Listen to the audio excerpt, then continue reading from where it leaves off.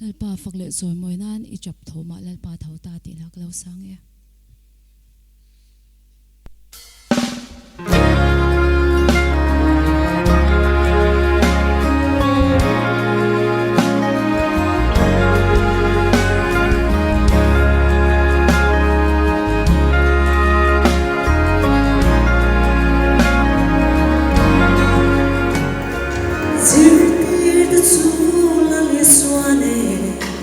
Tôi cho đến khắp muôn em năn ôm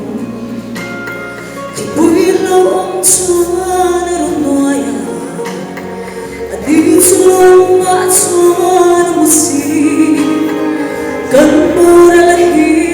tụi em đi chân bụi nói em cần bù mà xin anh áo thô bay xóa rong hà in bên nơi không nghe tiếng gió dần qua trong trái ý chẳng đã mang gió vì để đúng màu ý áo thô cho đi Lalpa cái thô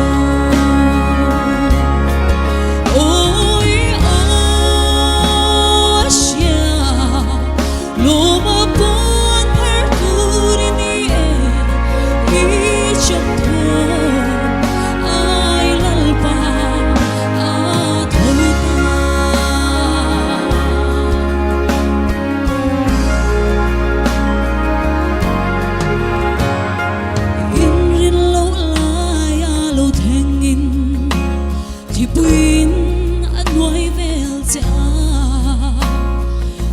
say nó giống ở bầu ta mồ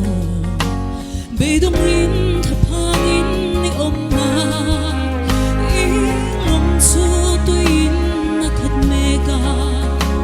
tôi bùi áo cho đi bầu ra ngày đó i chân đâm tu chân tôi na i ava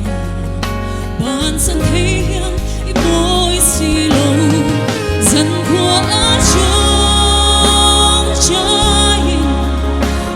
chân đã mang gió vì để đúng màu ý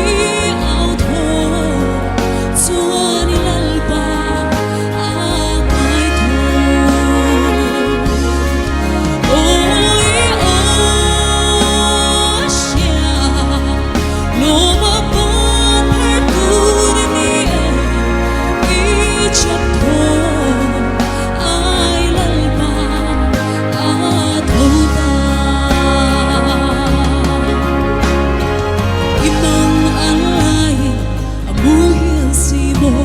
khi bụi sáng yên ở ngoài trời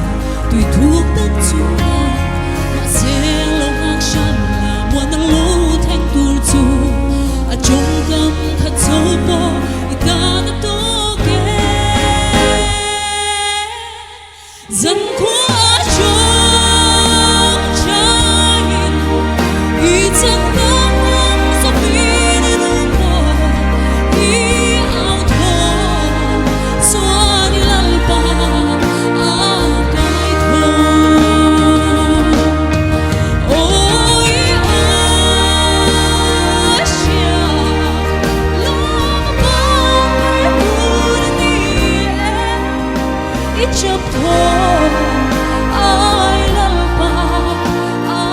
thâu ta ít chập thô ai Lalpa thâu ta